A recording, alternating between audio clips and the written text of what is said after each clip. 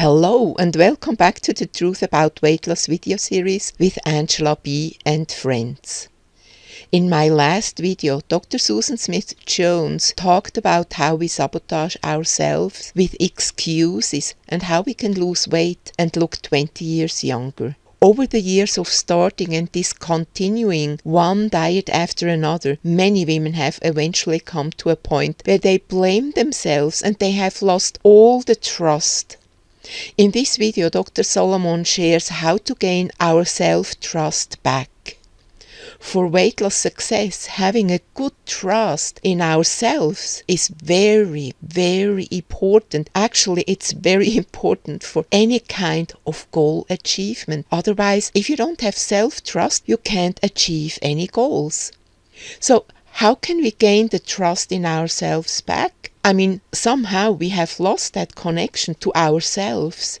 How can we gain that back? But how can we gain the trust in ourselves back? I mean, somehow we have lost that connection to ourselves. How can we gain that back? It's a great question, and it's a really important issue because a lot of people just don't even think that's possible. And when you make a commitment to stop dieting and just eat when you're hungry, you get to see what gets in the way. What shows up for you then. You can be curious about that. We can tolerate way more than we think we can. And if you're only eating when you're hungry and are you feeling deprived? Do you feel like you don't get to eat everything you want? Is there some other deprivation in your life that you don't want to feel? Is there something you'd have to face? Something you'd have to feel that is uncomfortable? You can take it slowly. You can stop multitasking. You talked about that's such an important issue that, sort of reconnecting with ourselves. If you're eating while you're doing something else, you can't possibly pay attention to it.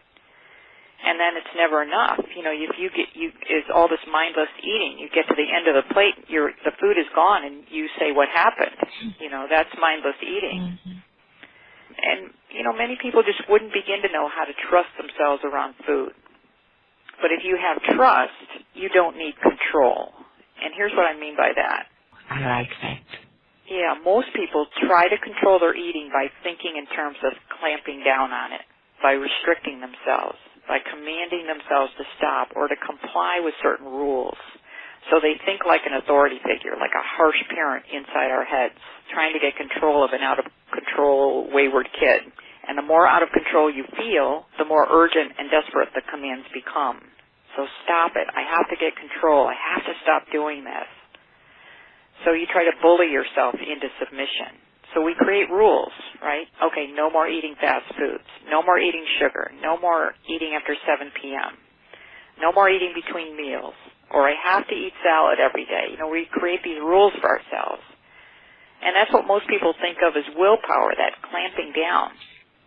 The attempt by the conscious mind to get control or to will yourself to do something or to stop doing something. And most people think they don't have enough of it because the willpower approach, like the diet approach, never works in the long run. It's actually been shown that the more willpower we use, the more we use it up. It's like a muscle. It depletes.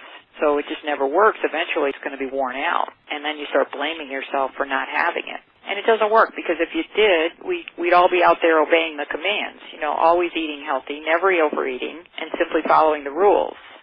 But the reality is that the harder you try to control it by restricting yourself and creating rules to follow, the more out of control you feel and the more you rebel and eat even more. So do you recognize that pattern in your clients? Well, does that sound familiar? Yeah, absolutely. And I'm sure you hear that a lot too, that people with weight problems tell you, well, I lack willpower. I just don't have enough willpower. And this is not true. But that's how people have been trained to believe that it's their fault, that it's their lack of willpower. But I bet that people with extra weight have more willpower than a skinny person, because a skinny person doesn't need it. A skinny person doesn't have to follow a new diet once or twice a year. So how can a skinny person tell an overweight person you need more willpower? Like you said, we have experienced it all. It doesn't work. No. And I think the problem is people cannot see another way around that. And then there's the big fear of gaining weight if they're not trying to control it all the time or on a diet all the time.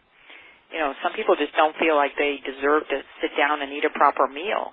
I mean, they feel like they have to be dieting all the time, or else they feel like they'll be out of control and they'll gain weight. So that's a huge fear that comes, you know, when you think about doing something differently.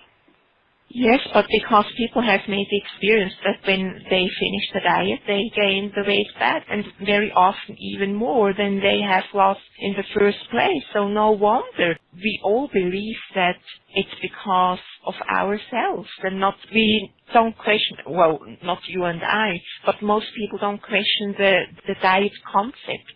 The idea of dieting, that the idea of dieting could be wrong. They believe they are wrong, but they don't question the concept of dieting. That's right, and so this whole pattern gets reinforced. You know, you diet, you lose weight. All diets will work in the short run.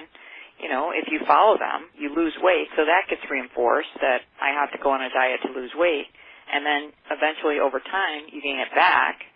And then, so you just naturally think, I have to go on another diet, or I have to find the new hot diet, or the new thing, or the next new thing to do, because obviously if I'm not on a diet, I'm going to be gaining weight.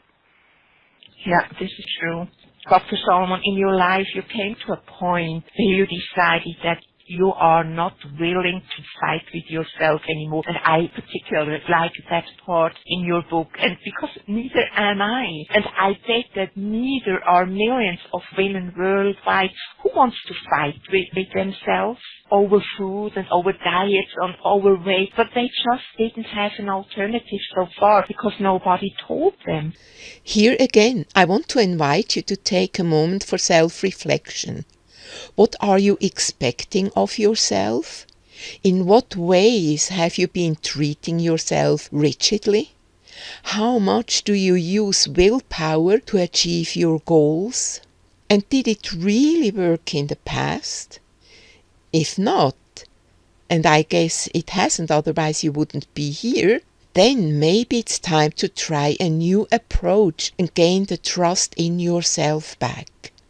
Please consider this. Was it really you who failed with the diets, or could it be that the diets you followed in the past failed you? In my next video, energy expert Linda Binz is going to talk about how we usually hold on to weight, subconsciously of course, and how to let go of it. In the meantime, enjoy the process because you are going to learn so much about yourself. Bye for now.